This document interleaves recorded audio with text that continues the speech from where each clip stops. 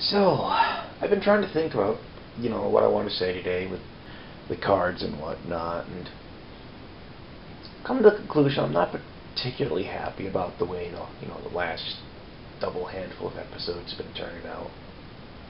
I don't know. I've been talking a lot about individual cards and just breezing through a lot of stuff, and I don't think I've been saying enough about the set as a whole. I don't know. So, here we are. We're in Mirrodin Besieged. We're in Scars of Mirrodin block. We come back to Mirrodin for the first time in years upon years. And starts off the first part of the set. We've got the Metalcraft mechanic, which is kind of an attempt to revisit Affinity in a non-broken way. All well and good, I think, for the most part. I think Metalcraft overall had the exact opposite problem going on with it, and which is to say, rather than being dominating like Affinity was, Metalcraft has the exact opposite problem, and that's that it's not relevant. I mean, you can build a Metalcraft deck if you want to, but nobody does. Or rather, I'm not going to say nobody. That's too broad a generalization. But yeah, I mean, Metalcraft, a deck built around the Metalcraft mechanic. You don't see a lot of them. I mean, some people do it. Don't get me wrong, but I don't know. I guess it's just not really an exciting mechanic. Which is a shame, because they really could have made one if they wanted to. I mean, you got a grand total like what? One card that on Metalcraft has a reduced casting cost, and I understand why they're so conservative with it, because they didn't want it to be another Affinity. You've got cards that have like Galvanic Bolt Blast, whatever the heck it was, that instead of being a shock when you have Metalcraft, it's better than Lightning Bolt, really, which is nice. But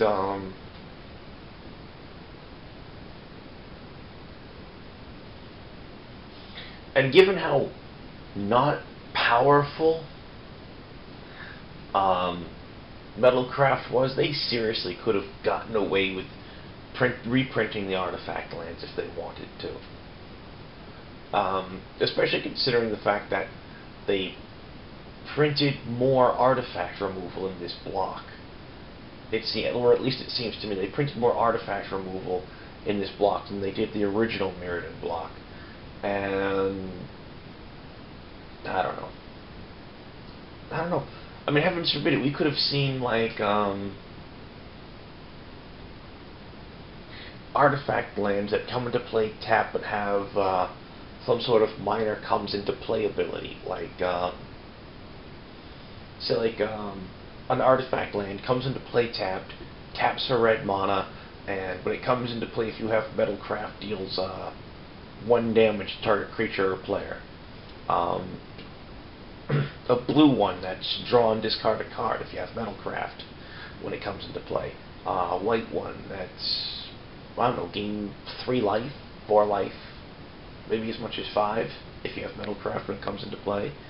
5 life is right around the point where you start getting irrelevant for an extra, you know?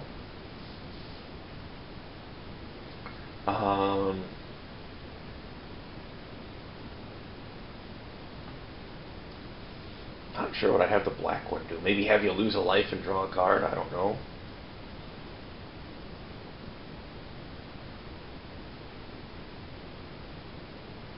Not sure what I have a green one do.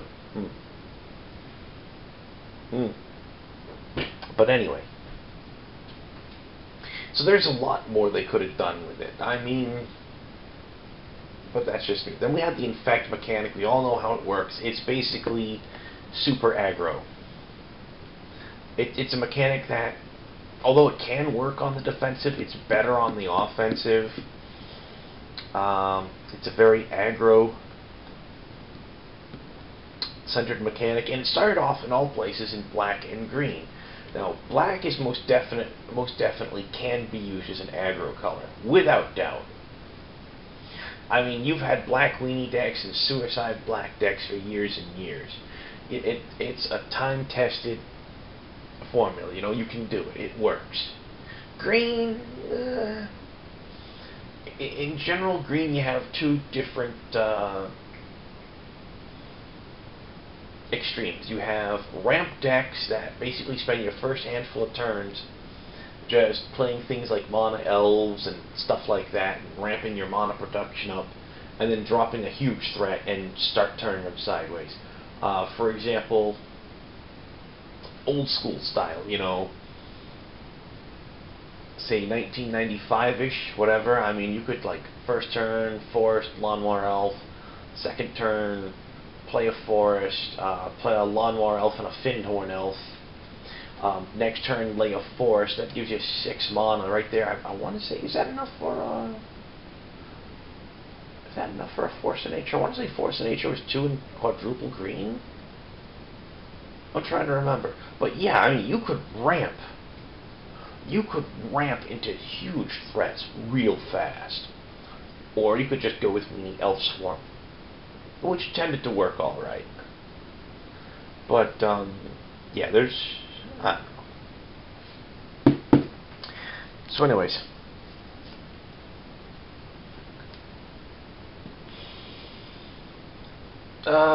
Yeah, also Ed stuff. Working around things. Right here we got Mirrodin Metal. It's basically, it's a Metalcraft version of Giant Growth. Either it's a little bit worse than Giant Growth without Metalcraft, or a little bit better with. You see that in every block. Every stinking block.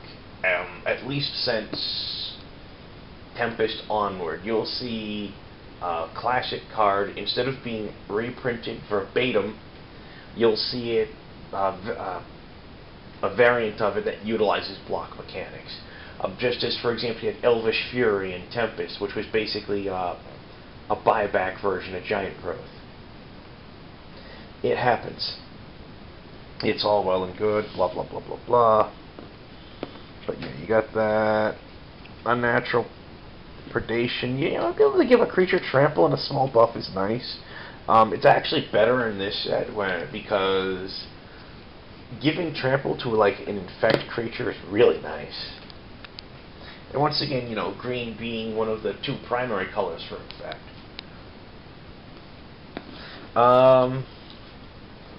In Mirrodin Besieged, we saw infect starting to bleed into white. We had 2 white creatures with infect. But here, Viridian Emissary, he's nice. Dies, you tutor for a land.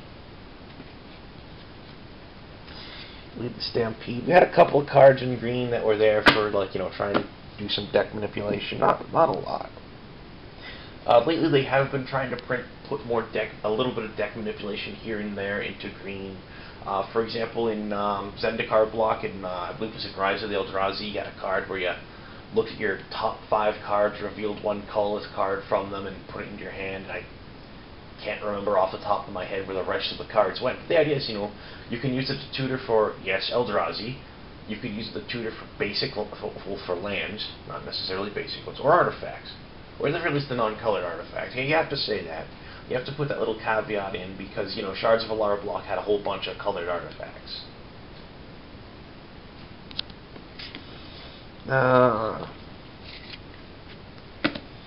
Pistis Strike, you know, it's flyer hate. It's something we've seen in green a lot. Rot Wolf, whenever whenever a creature dealt damage by him is put into the graveyard, this dealt damage. Blah, blah, blah, blah, blah. I can speak English, I really can. Let's try this one again. Whenever a creature that Rot Wolf damaged this turn goes to the graveyard, draw a card. Honestly, it's kind of funny looking at that because that's closer in a way to Sengir Vampire's ability to get a +1/+1 counter whenever a creature damaged this turn goes to the graveyard. It's kind of interesting. The problem with the Rot Wolf is that quite frequently you're going to be drawing that card because you traded with the Rotten Wolf. It happens.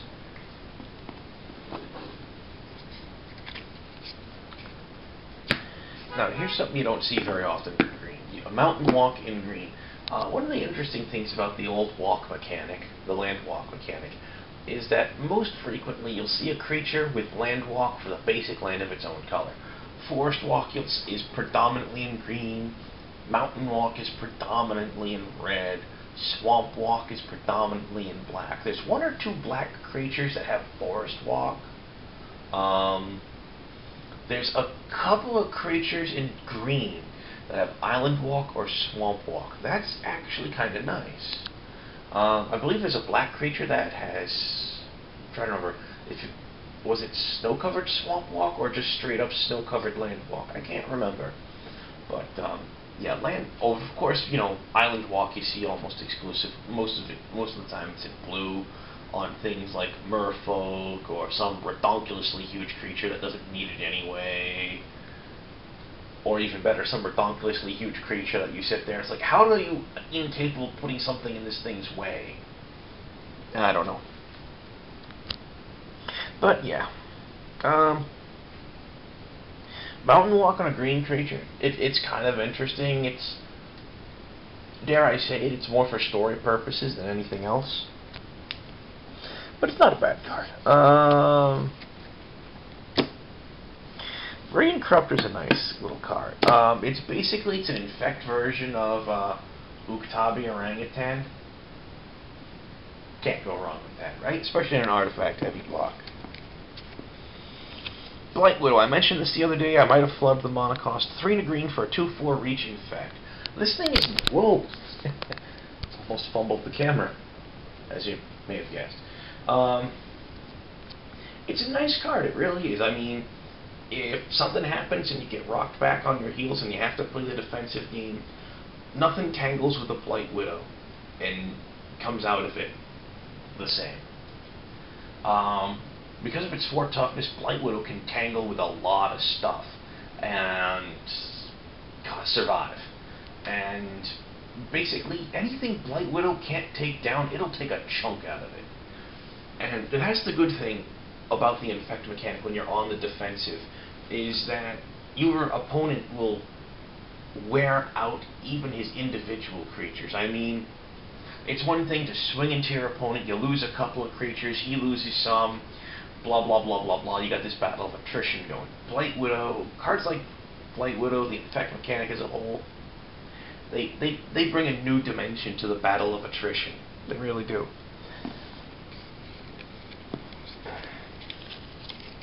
Creeping Corrosion. You know, at first I thought Creeping Corrosion was really similar to Shatterstorm, and it is. It really is.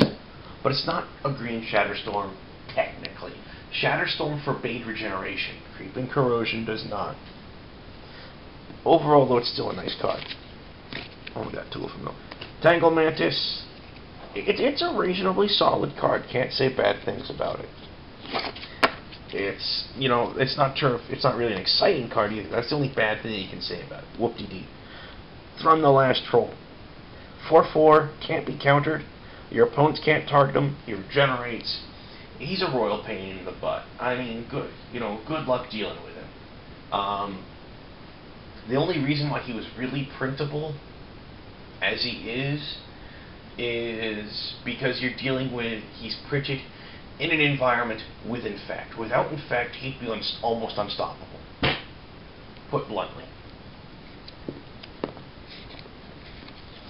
Malira's Keepers. They're one of the first cards, probably the first card printed so far, designed to hose infect, which is nice. It's a 4/4 and it can't have counters placed on it. It's a good sized body. It can tangle with any infect creature and come out on top. Well, not any infect, but most of them. Very good. The Phyrexian Hydra. It's a 7/7 effect. In fact, that effectively any creature blocking or blocked by it gains infect. Effectively, as long as it's only damaging the Hydra. Plague Moth Beast, 4/3, tap, sack a creature to proliferate. Sacrificing creatures is not really a popular mechanic to be on green. Green is not a color that normally deals with sacrifice, but there are a couple of cards there that do it. But it's an unusual thing to see. But that's okay. It helps infect a little bit. Yeah. Fangren Marauder. Whenever an it's a 5/5. Whenever an artifact goes to graveyard from play, gain 5 life. Once again, as I was saying earlier, 5 life gain once you hit 5 is right around the time it starts getting relevant. And this guy, I'll tell you something right now. There are a couple of times I've lost games because my opponents started gaining a redonkulous amount of life because of this guy. And I couldn't stop them. They would get a huge life total going, and I could not beat them back down fast enough. This guy can and will turn games around. I don't think I'd play him in Constructed, though. Not unless you had some weird way to build around him, I don't know. Actually, yeah, you can build around him in Constructed using things like Pentavis and stuff like that. That'll work. Quilled Slagworm. It's a vanilla 8/8. Not much to say about that, it's just huge. Green Sun's Zenith. Once again, it's another one of the Zeniths. X, green, sorcery, search your library for a green creature cost of mana cost X or less. Put it onto battlefield, shuffle. Shuffle the Zenith back into your library. That's nice. That's actually really nice. There's a lot of ways to abuse that. There really are. I mean, all of the Zeniths are beautifully abusable.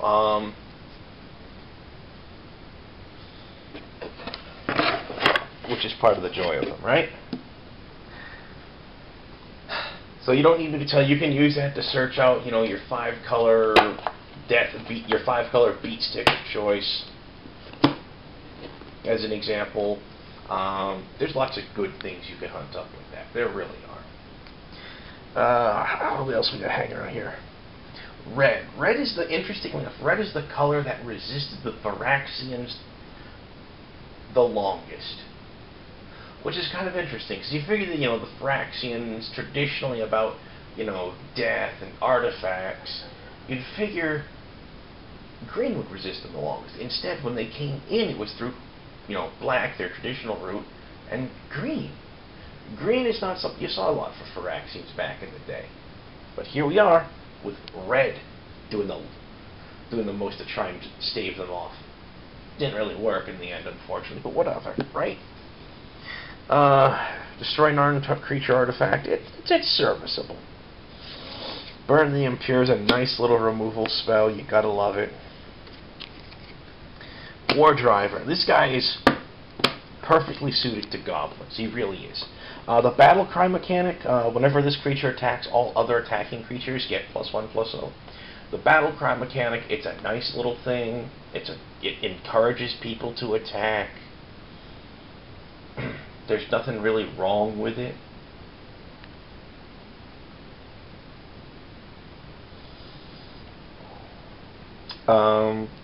Yeah. And it's a perfect match for any kind of strategy that involves a weenie swarm. So it's just like, which means it suits goblins perfectly. He's 2/2 for red with Battle Cry. He's a goblin. I mean, it's from a design standpoint, he's damn near perfect.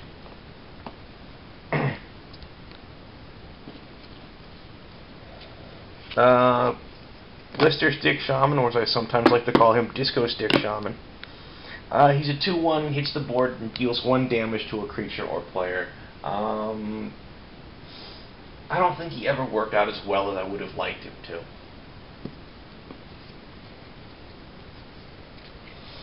Metallic Mastery. Gain control of an artifact till end of turn. Untap it, it gains haste. It's kind of interesting. I don't know. I've seen it used to good effect a few times. I've seen it sit there and be useless a few times. I don't think it's ever going to see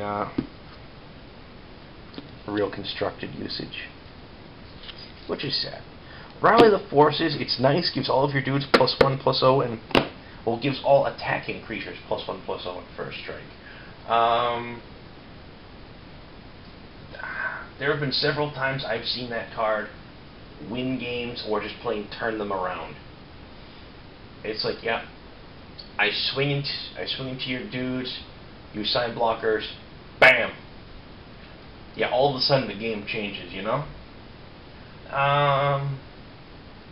I could see that being used as a budget finisher in Weenie Swarm decks, but outside of that, probably not. Koth's Courier. Much like Gliss's Courier, what we have here is a 2/3 with an allied color land walk. Forest Walk of all things. I think there's been maybe like one red creep. Was there a red? No. I'm thinking of something else. Yeah. I was going to say, wasn't there a red creature with Planeswalk? No, there wasn't. There was a red creature with Mountain Walk and protection from white. It was a Yeti of some form or another. I can't remember exactly what the deal with it was. But whatever, right? So yeah, it's a Forest Walker. It's there for... It's a flavor card. And occasionally it has uses, you know? Slagstorm, sadly only got one. Colors double red. Sorcery, 3 to each creature or 3 to each player. Take your pick. You're basically looking at either a... the flexibility is nice. You're looking at either a slightly depowered Flame Rift or a slightly up-powered Pyroclasm. It's alright. I think it's more going to be used as an overpowered Pyroclasm. Hero of Oxid Ridge, only got one of this guy. 4/2 haste battle cry when he attacks creatures with power 1 or less can't block. Honestly, the blocking restriction he imposes, I don't know how often that's going to end up being relevant, but yeah, 4 power with haste and battle cry is really nice. Don't mind me just having a sip of my coffee. Into the Core, exile 2 artifacts. Now what makes it nice is it's exile. No regeneration or any of that. No regeneration, no damage prevention, blah blah blah blah blah. It doesn't say non-creature artifacts. 2 artifact cards. I don't care what other types they have. Are they artifacts? Yes. Get rid of them. Exiled. Out of game. Go away. Good card. It's even an instant, which makes it really, really nice. So if your opponent swings at you, it's just like, yeah, get rid of that artifact creature and that redonkulous equipment.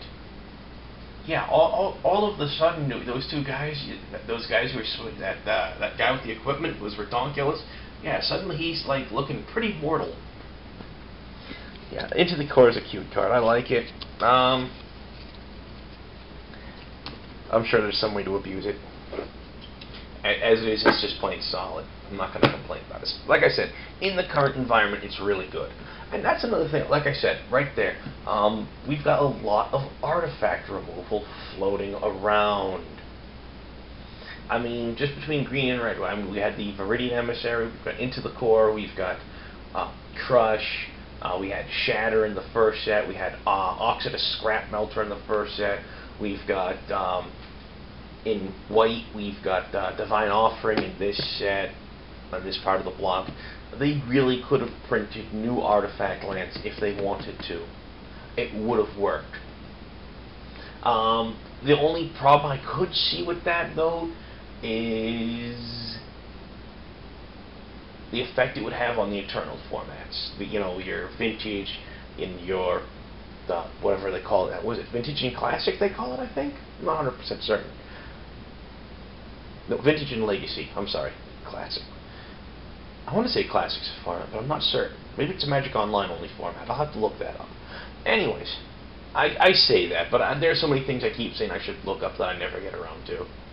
But Yeah, there's that. Ogre Resistor. He's a vanilla 4/3 for 4 mana. I'll say this. At least he's not Hill Giant. Spiraling Duelist. It's a 3/1 for 4 mana. Gains double strike on Metalcraft. This is a card that I tried to make work and gave up on it because I came to the conclusion it's too difficult to make it work. I saw someone else try and draft him heavily. He couldn't make it work. And that's it in a nutshell. You know, it's like any Metalcraft card you have to build around, and I don't know. I wish I could say better things about it. I really do. I mean, if you dropped it down to like a 2/1 first striker that gained Metalcraft on double strike, I gained Metalcraft on double strike. What? Was that even English? Yeah. So as I was saying, if you dropped it down to a 2/1 first striker, say for like a colorless and double red, that made it gain double strike on Metalcraft, that would have been much more playable. As it is, a 3/1 for 4 mana. Nah. Koldath the Ringleader, he's a 4/4 battle cry, attacks each turn if able for 5 mana. I mean, he's solid for what he is, but he's not going to see any real play outside of limited. Concussive Bolt for target player for 5 mana. That's sorcery speed. Some might ask, why would you want to play a depowered Lava Axe? Because of Metalcraft, you play it and that creatures that player controls can't block. Without Metalcraft, this would be a pointless card.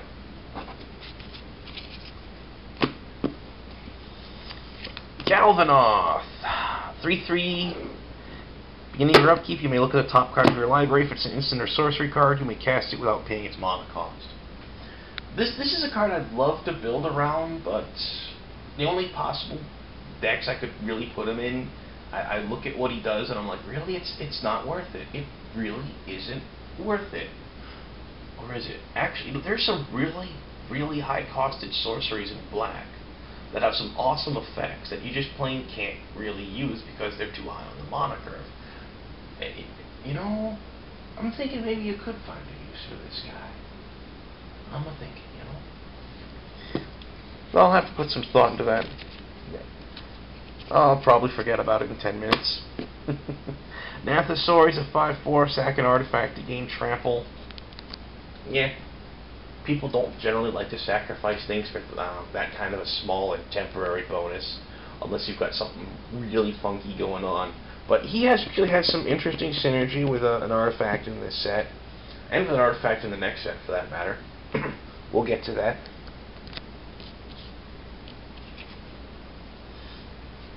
Flame Fiend is another one that has that same synergy. The Flame Fiend's nice. He's a 4/4 for 6 mana.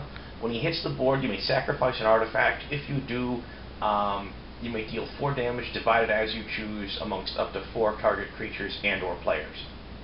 Not bad. He can do funk. Hellkite Igniter. It's 5/5 flying haste. You pump a colorless and a red, and he gets +X/+O till on turn, where X is the number of artifacts you control. He's nice. He's really nice. I mean, yeah, he's 7 mana, but 5/5 flying with haste. I mean, the turn he hits the board, he turns sideways. Once you get that high on the mana curve, especially in red, you want it to have haste. Because let's be perfectly honest, something like him just sits there and screams, "Deal with me." And if your opponent has removal in hand, they'll say, "Yes, I will." So, the ability to at least swing once before sorcery speed removal comes online is really, really good. It's really good.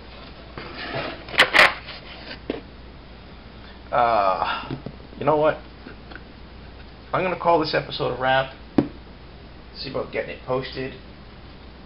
Save the rest of Mirrodin Besieged for tomorrow. What's tomorrow? Friday? Yeah, I'm probably not drafting tomorrow night. I got a friend who's apparently having some sort of birthday get-together thingy going on tomorrow, and I'd rather not miss that, you know? I draft pretty much every week anyway, so I'll miss out on that, like, you know, hang out with a friend and blah blah, this, that, the other, etc., etc., etc. Alright. I'll catch you later, guys. Be good. Stay safe.